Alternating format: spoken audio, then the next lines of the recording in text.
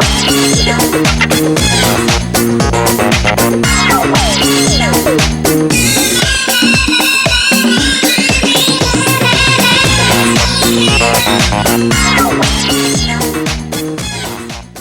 right. Hi, guys. I'm Lauren House with Beyond the House. We're on the Social Nostra Network. And today we are talking with an ex-athlete. He's a former Major League Baseball player named Geoff Blum.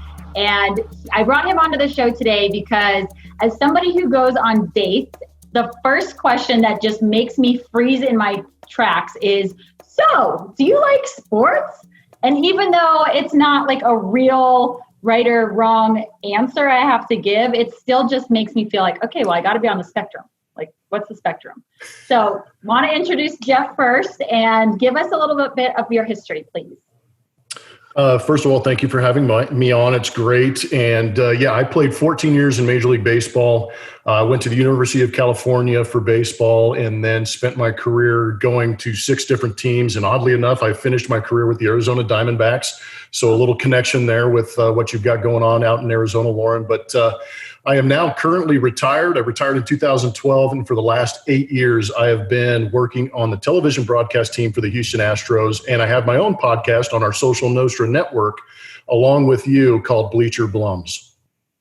And as somebody, since we're going down this road, who doesn't really pay attention to sports, as we're about to find out, I actually have watched your podcast, and I enjoy them. For some reason, I connect with them, and I think that they're great. So for all of you girls who maybe are not so into sports but want to stay up with it just a little bit. Check. Yeah, seriously. I told you the first time I met you, I watched one and I enjoyed it. So I appreciate you saying that. Thank you. That's encouraging. Yeah, absolutely.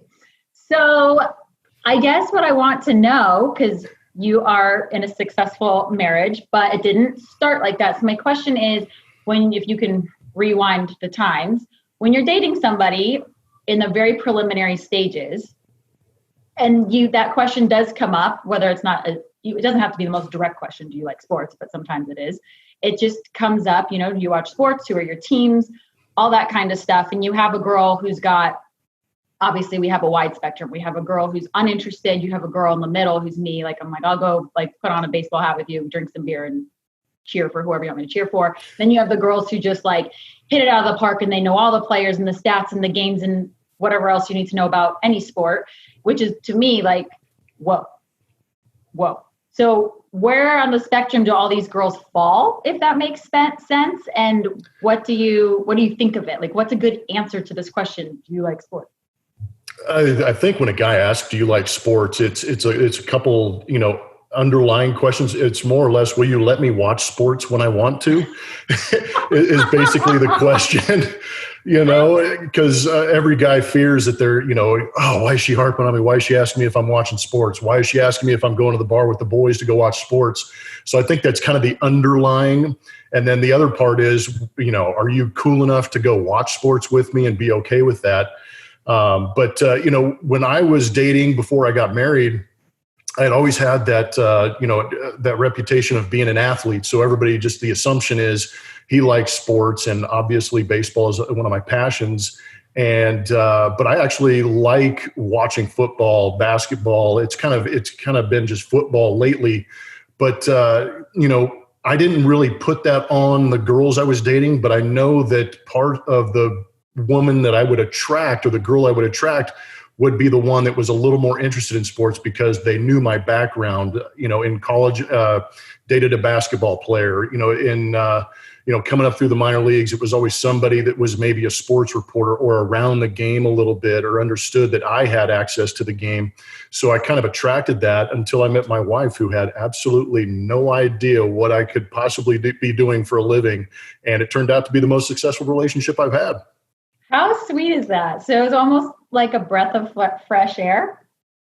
Yeah, it was. And, the expectation was more on us as people, I think, as opposed to, how am I going to impose my will or love of sports on this person? It was more, wow, she's interested in this and she's a great conversation. She understands that. And she's not constantly wondering, how much I'm making or what level in minor leagues am I at? Am I ever going to make it as a major leaguer? She actually took interest in me as Geoff, as opposed to Geoff, the ball player.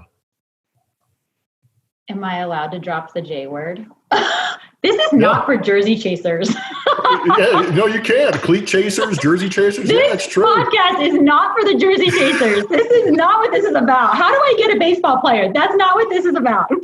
Yeah, I would say take interest in the guy first, and then everything else will follow. So and I know this is a little off topic, but as a baseball player, did you always wonder that question? Like, does this person like me for who I am? Or did you think they were just trying to connect with you on baseball because they have dated previous athletes? Were they trying to impress you? Like, what does that look like?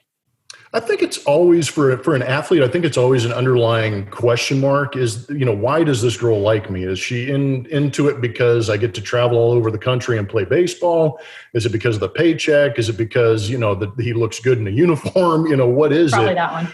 Yeah. Well, I found out later in my relationship that definitely helped my possibility with my current wife. So I do encourage you to wear that thing appropriately. But, there is always that underlying question. And, if that's the only thing that the relationship is relying on, I think it's just built for failure, if that's the one aspect. So that's one thing I learned early on is that if both of us were focused on what I thought the other person liked, I was pretty much screwed. Yeah, I feel like that's a little bit of selling your soul to the devil. Like you just start getting into a relationship for the wrong thing and mainly for status.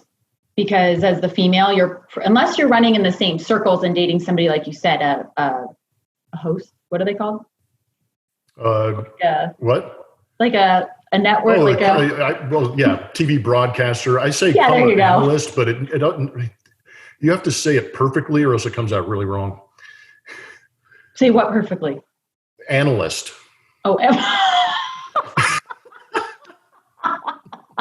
yeah, one of them. I'm just going to let you say that. Yeah. So I prefer color commentator because I'm usually the guy that's telling the colorful story from my past and experience in the game of baseball. So, yeah, I try to be entertaining and humorous and bring some levity to sometimes long baseball games. I think you do a good job. I mean, like I said, I watch your podcast. I think you're interesting. So thank you. You're welcome. So that was a really good answer. The whole guys are actually just curious if they can get out of the house, go watch the baseball, if they're going to be given hell for it, right? But that also, what does that look like as a girl who has no interest? You kind of know what's coming. Like, I feel like you know that there's going to be some tension there. Like, oh, you're going to watch another game, or like you just went last night or something like that. But if you have the girl who's totally into sports and wants to go to every game with you, like, is that too much? That's a good question. Because, I would imagine in most relationships, I'm not the expert on this, but I would imagine there's moments where you need your that moment of getting away or unplugging. I'm not sure what the right word is, but that moment of getting out of the situation and getting into maybe just a little more reckless environment and let it loose a little bit with the boys. And if your girl keeps showing up, yes, it's a great thing, I think. But at the same time, is it too much? I don't know what that line is. I think it's all individual. But at the same time, you kind of hinted at the fact, well, you went out with your guys the last 2 nights in a row. What about tonight? Is it my time? And I think when we start keeping track of score on both sides, that's where you kind of run into issues, and that's where the competition kind of comes in. But it's also the guy on one side going, okay, I've been out for a couple nights. It's your night. If you want to go out with the girls and have a good time and do your thing, you've got to be equally as understanding if you're a guy. If your girl is being understanding of you going out a couple of nights with the boys and watching a ton of sports, or if you have all your guys over and the TV is constantly on football or golf or, whatever it may be, there's got to be a certain understanding where you kind of look out of your peripheral vision and make sure that everything's okay over there and that you're not pushing it too far, because I think we can both agree that sometimes just that simple idea of putting sports in between two people can wreck it. It can. So I did not grow up in a house where we had sports on all the time. And in college, I dated this guy from Ohio. And I remember heavily complaining to everybody. I'm like, I do not understand why he has to watch so much football. I did not understand it. I truly did not. And now I'm on the other side. I'm like, oh, dude, if you do not watch football, not hot. Like, you're just not masculine enough, right? So it kind of planted this seed. And I do think there's a happy medium, but I'm also not the girl who can go hang out and speak and be informed and cheer for the right team, as I did in the last relationship. He's like, you were totally cheering for the wrong team and cost me the game. I'm like, well, that wasn't my fault that the guy ran it bad or whatever it was. But and maybe that's my own self-consciousness, because I'm not familiar enough. So I'm going to be the girlfriend that goes and sits and drinks some beer, and I'll talk when I'm allowed, because, you don't want to interrupt anything. So if you have the type of, like, your wife, it sounds like she's not into doing all the sport, right? And you're allowed to go do your thing, and I'm assuming it doesn't cause a fight, because that's who you are. Like, that's who you are to the core. So she has to be understanding that you want to go do that. I'm sure she's welcome to come, but it's like, for me, that would be babysitting. Like, if I was the one into it, it's like I don't want to feel like I have to entertain you. But I hate babysitting. But if you're happy there, like I am, just sitting there drinking some beer, like, okay, like I have my little shirt on or my hat or something, like, okay, at least I'm just here, Mm-hmm. Like, is it hot when a girl is super into it and can hang with the boys and be one of the boys? You know what? It's funny you say that, because I've been in situations with, the group of guys, the girls come out, and it's a great group atmosphere. Everybody's enjoying the game, whether it be a Super Bowl Sunday that you're having a party at your house, or you're at a bar just watching the local team do whatever they do, and you've got that group of girls around. It's kind of odd. There's a situation right now where I'm not going to mention any names, because, there's usually one who knows a lot. And sometimes you get in these conversations, you get, with the boys, and you're talking about, this guy's propensity to drop passes in tough situations. And then all of a sudden you get the one girl that goes, yeah, he drops it about 56% of the time. And you're like, wait, what? And you're taking, it sounds so sad and like insecure, but at this, you're like, how did she know that? And then you're like, why does she know that? And then you ask yourself, should I know that? And it becomes like almost intimidating. And you're kind of like start leaning away, and you're going, man, she knows a lot. I got to be careful what I say. Because a lot of what guys do when they're watching football or baseball or golf, all of a sudden we are the experts and we know everything. And we're going to tell our guys, oh, he should have done this. And then the woman steps in and goes, no, I think that. And you're like, man, she's right. Damn it. And you get exposed a little bit. And I think that's where the fear and intimidation comes in a little bit, is if you get exposed and you don't know as much as you expect to know more than everybody else, But I think it's great to kind of work through the process of figuring out where everybody kind of fits in, because I love the fact that you're even entertaining the idea of throwing on a hat, being supportive, because that goes a long way for a guy, I believe. Even if you're not 100% invested, you're invested enough in me to put on the hat, put on the shirt, go, if something good happens, when to clap, and you're like, yeah, high five. I think that's great. Well, thank you. I appreciate that. I feel like that's my style. And I've been told, like, well, maybe you should get a team, and maybe you should go find a sport and find that. And I'm like, that just is not who I am. Like, I just don't see myself doing that. I don't want to talk baseball stats or basketball, whatever, with somebody. Like, to me, that just is like, that's the man's realm, in my opinion. Maybe I'm a little more feminine than I should be, but I just didn't grow up with it. Like, it's just not in my blood. So I always think it's interesting when I have conversations with my girlfriends who are super competitive and they know all this stuff. And I'm just like, do guys find this attractive? And I think, like you said, to an extent, I'm sure it is kind of hot. It's like, damn, like I can hold a conversation with something that I love to talk about with my girl. Like, that's awesome. But then, like you said, it just kind of, it can surpass a certain point where you're like, okay, now I'm just not sure that I'm comfortable talking to you about this. Yeah, because I know my limits on pop culture. I know my limits on interior designing. I try, that's kind of where I try and compare the situation. I'm considered an expert in baseball, but my wife is an interior designer, so I don't ignore when she's color spectrums or a certain shade of, eggshell, or, what an ottoman is. I do my best, because I'm an idiot when it comes to decorating. My wife is awesome, but I try to understand and listen to the words that she's using so that I can kind of carry on a conversation.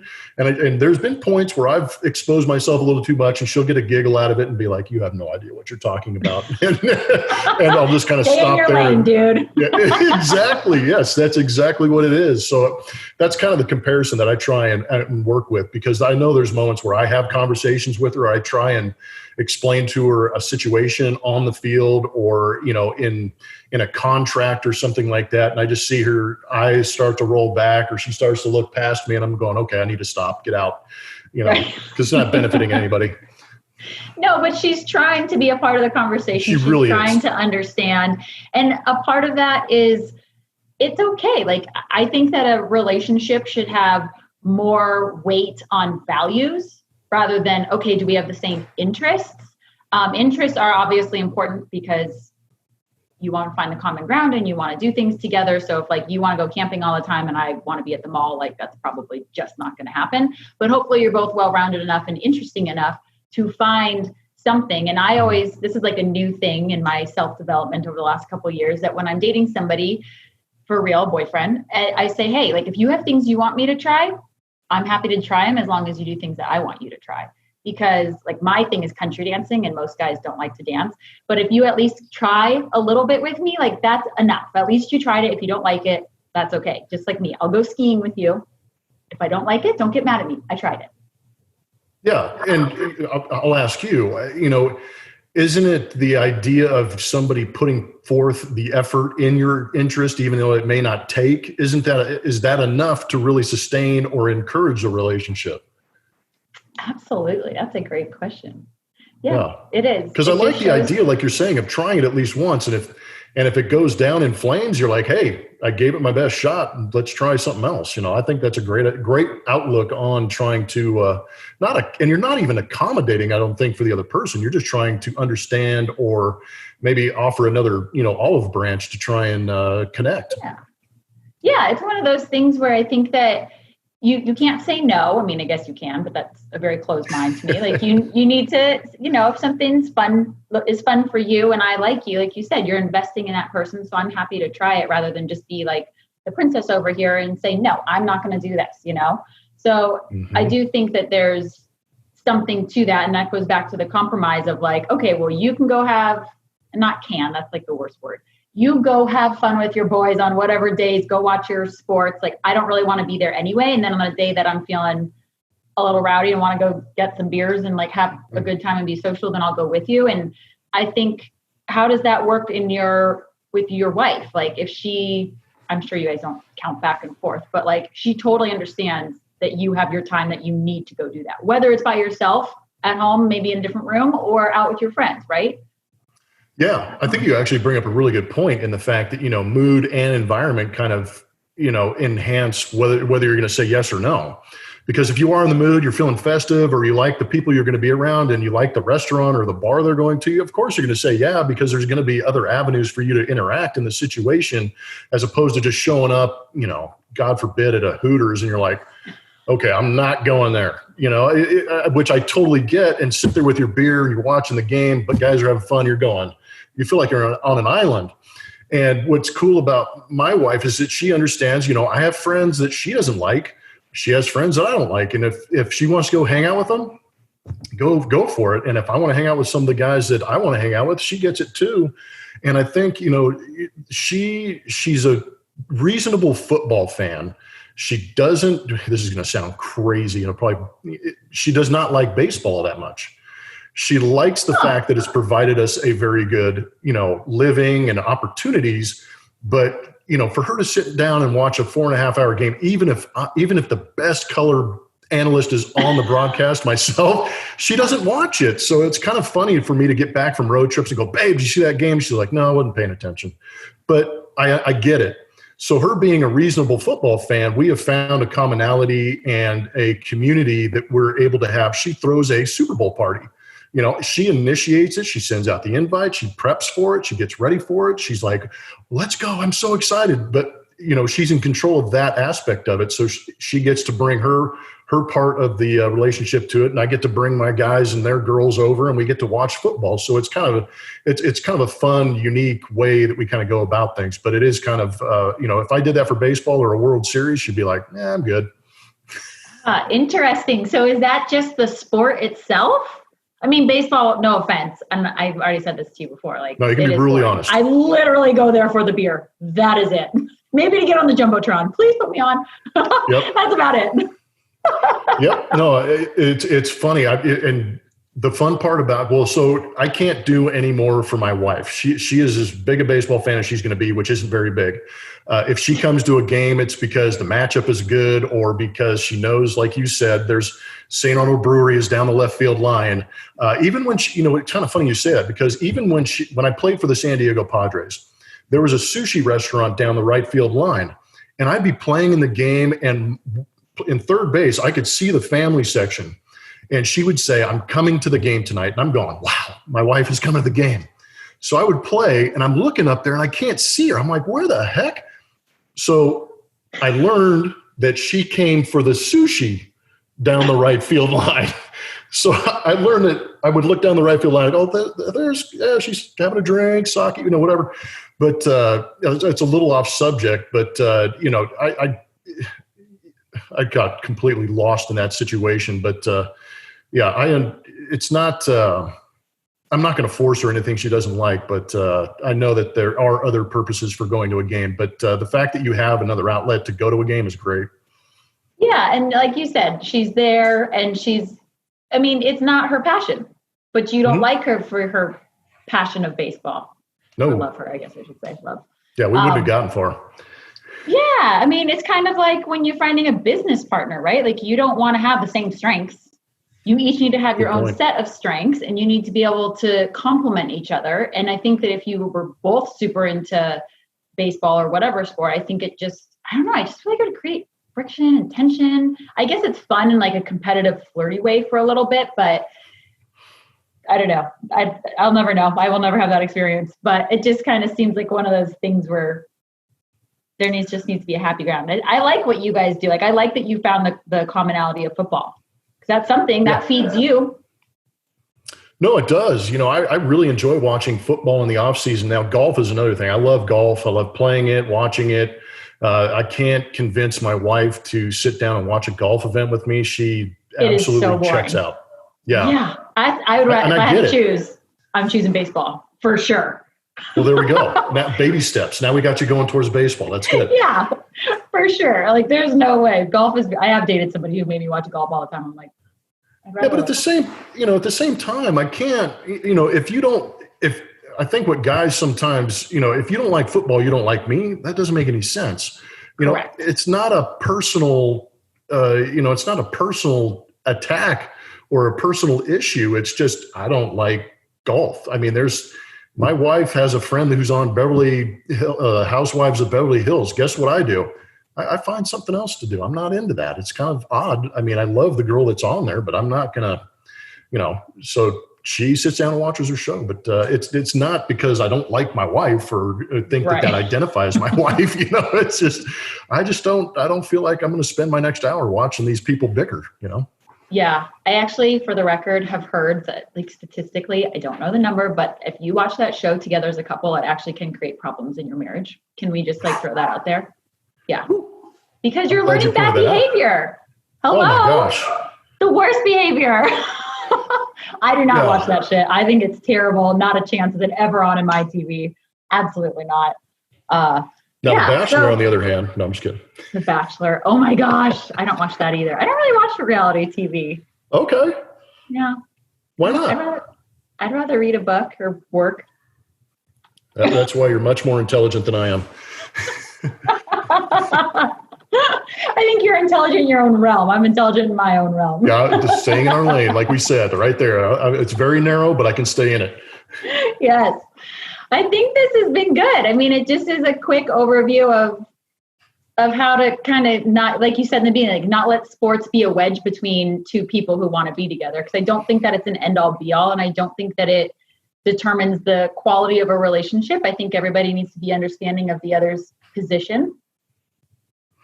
No, I think you're absolutely right. It's respect, it's understanding, but it's also, and in order to be successful as a team, you have to be a strong individual. And I think it's okay to have those individual characteristics, but it's also me understanding that my wife has those same individual characteristics that make her as great as she is.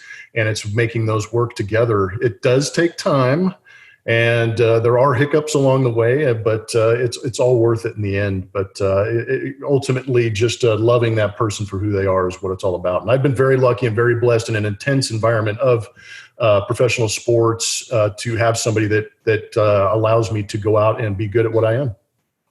Especially because there's a lot of games in baseball, 100 and something.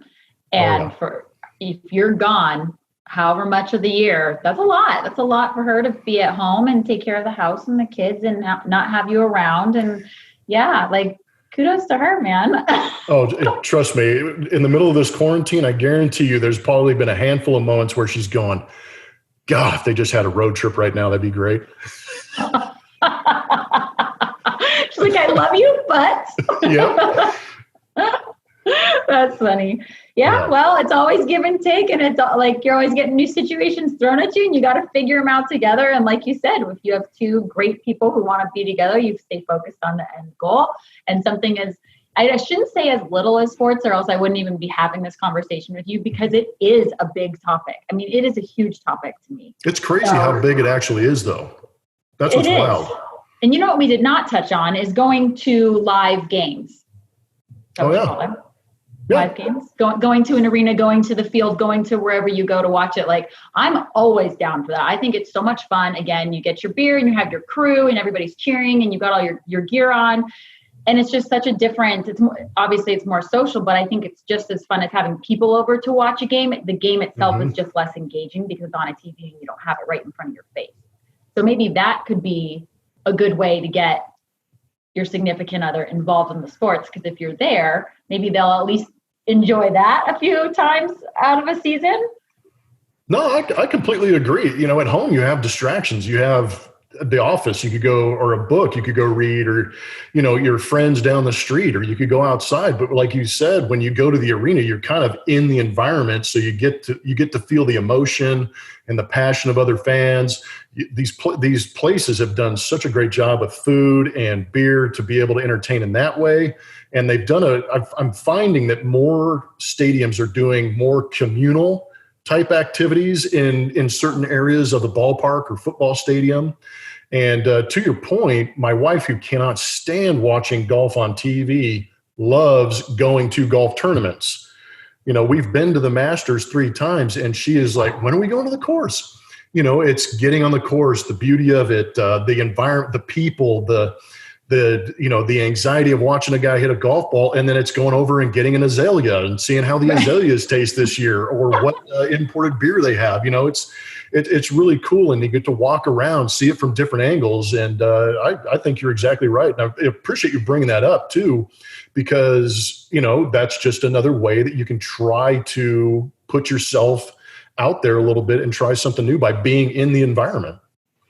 Yeah, I'm with you on that. Actually, this is, nobody cares, but I'm going to tell you anyway. On my bucket list, I want to go to a Cubs game, and I want to go to a Green Bay Packers game. In their fields, I kind of want to do the Green Bay Packers like when it's cold. It doesn't need to be frigid. I know, I'm crazy. It doesn't need to be frigid, but I do want to go because I'm from Arizona. I've lived here almost my whole life, and I just think it'd be really fun to experience that, like standing there kind of like, oh my God, when is this going to be over? But it's so much fun because they are diehard fans, and I think it would be such a blast. And it's like, okay, well, maybe that would turn me on to something football related because I know what it's like to be in that arena. Like, not that the Cardinals aren't good. I don't even know if they're good, to be honest with you, but our sports here are just not as intense as they are in other cities. Yeah, but the idea of going and doing something, let's say you do that with a boyfriend that you have, you're creating a moment. And those are great for connection points to move you forward or to share with each other. So I think, those are great ideas to be able to want that, but you're a little crazy for me to go sit in, the frozen tundra, as they call it, of Green Bay right in the middle of winter. Even I love football. There ain't no way I want to do that. Nuh-uh. I would gladly watch the Packers in Arizona. Right? Exactly. You can watch the game here. Yeah, I don't know. It's just I've been to some college football games that were a really big deal. I lived in Italy for a year, so I went to soccer games there, and like, Wow, yeah, the excitement, the songs that are sung, like how things just happen there. It's like, wow, now I understand why you are such a football fan, or why you're a college football fan specifically, is because this is what your experience is. Like, I went to Arizona State University. There ain't nothing like that there. No, there's nothing like that there. Same with, the Diamondbacks. Well, you played for the Diamondbacks. Yep. Oh, that's a great question. This is totally off topic. Like, what was it like in different teams and home games to play with the different energies? Like, is there a ranking of that? There's obviously better places than other. The jersey over my shoulder, the Expos, they don't even exist anymore. And just give you a reference point, when I broke into the big leagues, there were about 3,000 or 4,000 fans there. And then you go to the World Series with the Chicago White Sox, and there's about 45,000 people there. So yeah, the more fans, the more intensity is obviously a lot better for both the fan and the player. So Chicago, I agree with you in the sense that going to a Cubs game is great as a fan. I hated playing there just because the field is so old and rickety and gross.